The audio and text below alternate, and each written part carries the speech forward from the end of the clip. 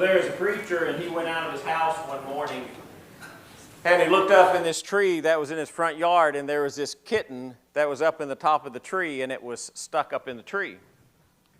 Well, the preacher looked up there, and he thought, well, I don't want to leave that kitten up in the tree. That doesn't seem like that's a good thing to do. I need to get it out. So he went to his garage, and he got his ladder, and he brought the ladder out, and he put it by the tree, and he climbed up the ladder, and the kitten was just high enough that he couldn't reach it from the ladder. He thought, well, now what am I going to do? It wasn't a really mature tree. It was still kind of young, and he wasn't a small preacher. And he thought, well, if I try to climb up in the tree, I'm going to break the limbs in the tree, and I don't want to do that. But I don't want to leave the kitten up there. So he thought a minute, and he thought, I'll tell you what I'll do. So I'll get a rope. And he went up, and he got up on his ladder, and he got the rope, up to the top of the tree. And he pulled the rope down, and he got his car out, and he tied the rope to the bumper of the car, and he said, I'll take my car, and I'll pull the tree down until I can reach the kitten, and then I'll pick the kitten out of the tree, and I'll let the tree back up. That's a pretty good plan, right? So he pulled it down, and about the time he got it down just where he could get the kitten, the knot came loose on the bumper, and the kitten was completely out of sight. And he thought, man, I feel really, really bad about that. So he got down on his knees and said, God, I'm sorry. He said, I hope you take care of that kitten. A couple of days later, he's in a grocery store, and there's this lady in his church, and she's buying cat food. He thought, man, she doesn't even like cats. What is she buying cat food for? So he walked up to her and said, why are you buying cat food? He said, well, I said, my daughter, she's been asking for a kitten for years. And I got tired of it, and I said, well, you go out on the front yard, and you get down on your knees, and you pray for a kitten, and if God sends you a kitten, then you can have one. He said, you ain't going to believe what happened next, preacher. Now, I tell you that to tell you that things aren't always exactly what they seem. And when we're talking about unlikely disciples, there is this incident that happens, and it's not quite exactly what it seemed. It's Luke chapter 23, and there was a man named Joseph, a member of the council, a good and upright man who had not consented to their decision and action. He came from the Judean town of Arimathea, and he was waiting for the kingdom of God. And going to Pilate, he asked for Jesus' body. Then he took it down from the cross. He wrapped it in linen cloth and placed it in a tomb cut in the rock in which no one had yet been laid. And it was preparation day, and the Sabbath was about to begin. It says about Joseph, he is a prominent member of the Sanhedrin. He wasn't just another Jewish guy. He was pretty elite. That was the Sanhedrin that had pronounced Jesus to death. That's the one when the chief priest and the high priest, and they brought Jesus for trial. He would have been part of that group of people. It was 71 men. It's divided into high priest, elders, and scribes. And he would have been a member of that council.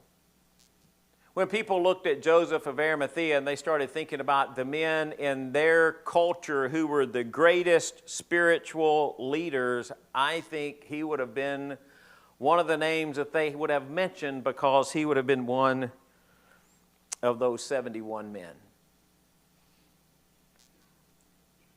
There is another man who was part of that council. His name was Nicodemus. He was called a ruler of the Jews. If you remember last week when we talked about the rich young men, it was a rich young ruler, right? And I told you that a ruler sometimes could mean a religious ruler, because those who served on this Sanhedrin were called the rulers of the Jews, and Nicodemus was called one of those. He's the one that came to Jesus at night.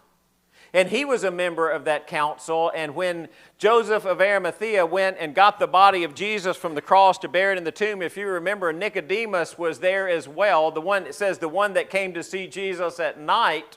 So we know from the book of John, and that Nicodemus came, and he brought spices, and he brought a large number of spices. I mean, he brought a very expensive gift when they buried Jesus. Both of these men would have been quite wealthy and rich. But it says of Joseph that he was a secret disciple in John because of his fear of the Jews. He was afraid a little bit about what somebody else might say. The text doesn't say, so I don't know. You have to speculate a little bit. Was he afraid he'd be removed from the council? You know, there was a time that Nicodemus questioned a decision they had made about Jesus. Do you remember that? And they said to Nicodemus, oh, are you going to become one of his disciples too? And Nicodemus at that point probably was already somewhat of a secret disciple of Jesus. And you think about it, a Jewish religious leader. And you think about just if you know, we don't have to go into a lot of specific details, but that quit working, Travis. So if you think about Matthew, Mark, Luke, and John, what you find is that there were a lot of Jewish religious leaders in Matthew, Mark, Luke, and John that opposed Jesus, wasn't there? I mean, their relationship wasn't always a really good one. You remember they would come to Jesus with questions that would trick him. Or they would come to Jesus with questions that would try to test him. They would ask him questions, are you really the Son of God or the one who's to come? They would demand some kind of a sign from him. They would make some kind of statement against him. They were the people who opposed Jesus most when he was on the earth. Now, I don't know if Joseph of Arimathea was a Pharisee, or if he was a Sadducee, or if he was just maybe one of the teachers or the lawyers of the law. The text doesn't really say any of those people could have been a member. Maybe he was a priest, maybe he was an elder, maybe he's a scribe. But he's that group of people who opposed Jesus. You remember Matthew chapter 23, and we don't want to read this morning because we don't have time for that, but Jesus comes along and he says, woe to you scribes and Pharisees. And he starts telling them all the things, I mean, really scorching kind of things, right? You know, you travel over land and earth to get one convert, and when you get one convert, you make him twice as much a son of hell as you are. Man, can you imagine Jesus showing up and saying that about us? Well, y'all go all over your community trying to make some disciple of me, and when you make a disciple of me, you make him worse off than he was before he ever became a disciple. I mean, I would think that if he said that to us, we'd get pretty upset. Right, you're like, remember these Matthew 23 things? You're like a whitewashed tomb. Oh, you look good on the inside, but on the outside you're dead and full of bones. Or you're like a cup. Man, I don't know about y'all. Y'all may have just an exceptional dishwasher. Your dishwasher might not ever make a mistake. I don't know. I have a sinful dishwasher. I just want y'all to know. And this is why my dishwasher is sinful. Because there are some times it won't clean the inside of a bowl. Do y'all ever have a dishwasher like that? Like there's just something it just won't clean. It fails. It errs. It's sinful. Now, if you don't notice that when you're taking it out of the dishwasher, how do you feel when you pull that thing out of the cabinet and somebody's over at the house and you're going to give them a bowl of soup and, you know, maybe it's cornflakes. I don't know. And you pull that thing out and that's the one that the dishwasher didn't really get clean. Do you kind of look at that and say, man, that's kind of nasty, right? And Jesus says, you know, you're kind of like cups and plates. You know, you clean the outside, but you don't clean the inside. You're thinking, wow, that's pretty scathing remarks. So you might get the idea from that every Pharisee or every Sadducee or every teacher of the law was some type of antagonist concerning Jesus. And then Nicodemus shows up. And Joseph of Arimathea shows up. And you think they weren't quite like everyone that was around them.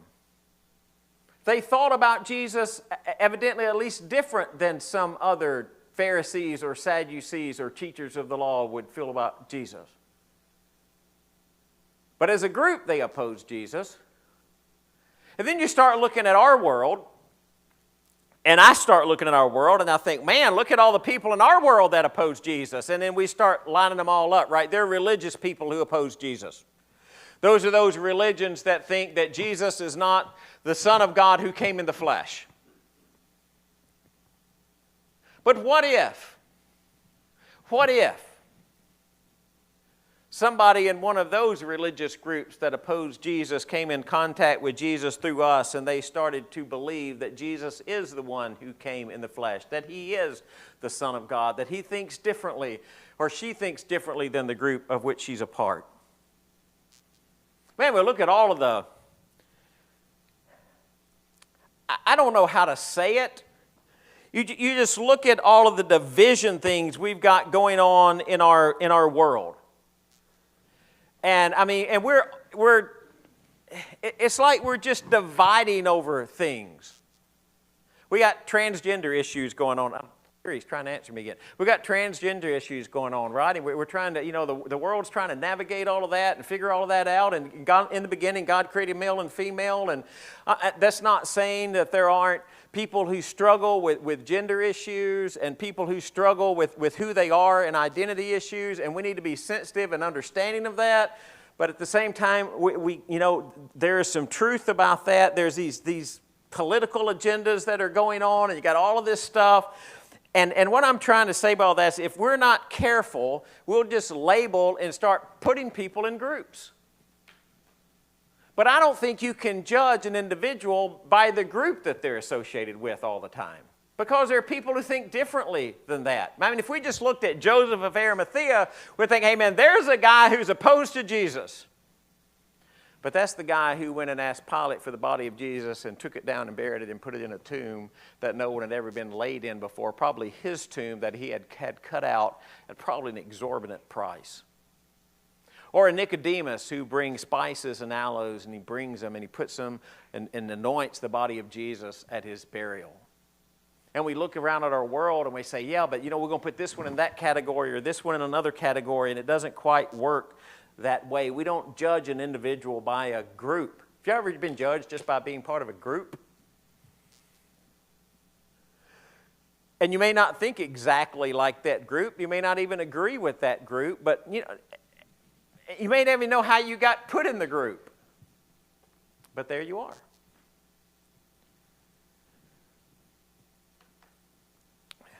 The reason for that is we don't look at people the way the world looks at people. I love this verse that Paul wrote. Paul says, from now on, therefore, we regard no one according to the flesh. Even though we once regarded Christ according to the flesh, we regard him thus no longer. Because what does the world see? The world sees how much money we have. And by that, they try to determine if we're successful or not.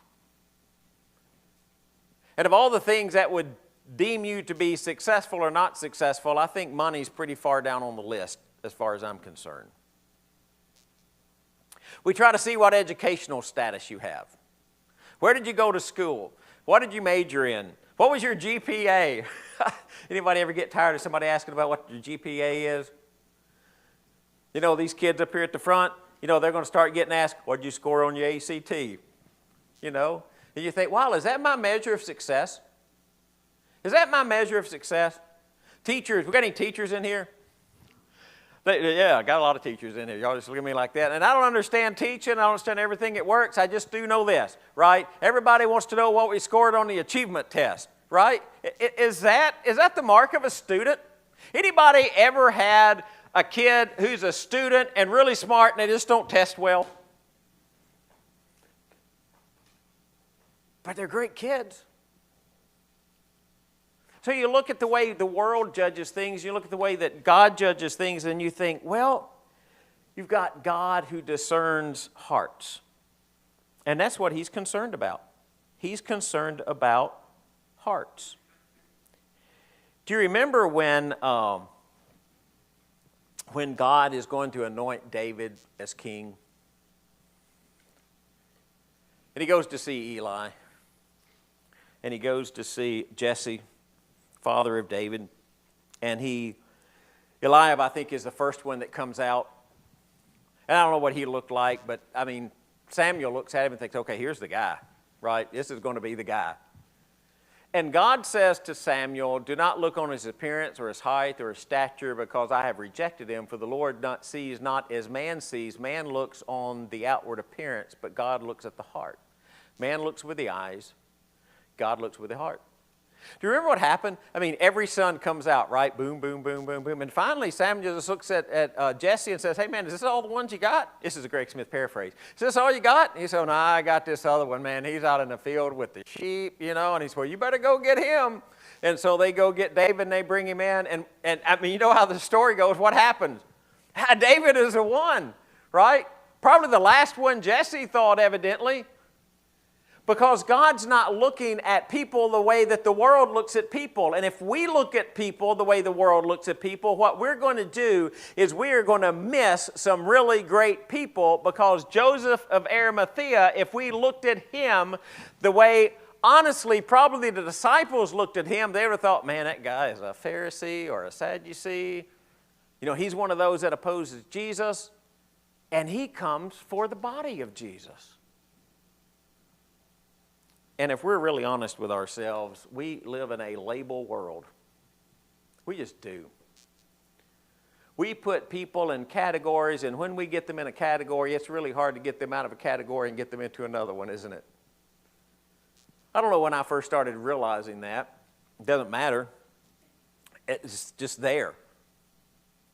I mean, we started way back. We got white-collar workers and blue-collar workers, right? And then we got northerners and southerners. And we got those Californians. So I was down one day, and I'm down here at Wendy's. I think I was getting a Frosty. I'm not sure about that, but I think I was getting a Frosty. And there was this guy that walked across from the O'Reillys. If y'all know, if you're in Pleasant View, he was at the O'Reillys, and he walks across the street to the station there where Wendy's is, and he's got a gas can in his hand. Well, it didn't take a genius to figure out if he's walking from there to the gas pump with a gas station in his hand, something's going on, right? So I pulled up, got it, went out, got my car, pulled up to him, and I said, hey, man, do you need some help? He said, why are you asking? I said, well, I just watched you walk from that auto parts store to this gas pump with a gas can in your hand. That leads me to believe that you have something somewhere that needs gas. He said, yeah. Would you like a ride? He said, I don't know. And I said, well, how far is it? He said, well, it's down, and he pointed up 41A out toward JR's house past there. He says, it's up that way. I said, well, how about you let me drive you back to your car instead of you having to walk? And he said, well, all right. So he gets in my car. And he said, why did you do that? I said, well, it looked like to me you needed help. He said, well, we just moved here from California, and people don't do that. And I said, well, you're not in California, and here we do that. He said, you're the third person who's asked me if I needed a ride. And I said, that's because we know that you need a ride. We're trying to help. He said, well, if you do that in California, then I'll take everything. I said, I don't know. I don't know anything about California. I'm just here. And he said, well, all right. And so we have a little conversation. I said, look, just leave us the way we are, and when you see somebody who needs help, you help somebody. Well, we pull up to his car. He left his wife sitting in the car. So we pull up, and his wife is standing outside the car talking to a guy in a truck with a lawnmower on a trailer behind it. And he says, what do you think that guy's doing to my wife? I said, I think he's probably getting some gas out of the gas can on his trailer and putting it in your car so she can get somewhere instead of sitting there in the hot sun. And sure enough, we pulled up, and he was putting gas in her tank. He said, what are you doing, man? Well, I'm putting gas in your tank because you need gas. He was like, man, I just don't know how to do this. I said, just don't mess us up. Just don't mess us up. But in his mind, somebody who wanted to stop and help was somebody who wanted something from you. He said, can I pay you? And I said, no. I didn't stop because I wanted you to pay me or give me money. You just needed help. But if we're not careful, what we start doing is we start putting people in labels, don't we? And we say, well, you got to be this way or that way. We do it in schools, don't we? Right? I don't know what schools are like anymore, guys. I'm old, right? Pretty old, actually. I'm not yet 60, but I'm closing in on it. When I was in school, we had jocks and geeks. They still have those in school? We don't call it that anymore. Okay, so I told you I'm old. But did we put people in categories? Oh, they're a brainy. They're a bookworm. Well, like a bookworm couldn't go out and knock a cover off of a baseball, right? And in our world, we do the same thing. We live in a label world. Oh, I think he's progressive. Oh, I think he's conservative. Oh, I think he's liberal. I think they're woke. You're just all over the board. All I'm trying to say is sometimes there are people who we put in some kind of category that they're not supposed to be in any kind of category.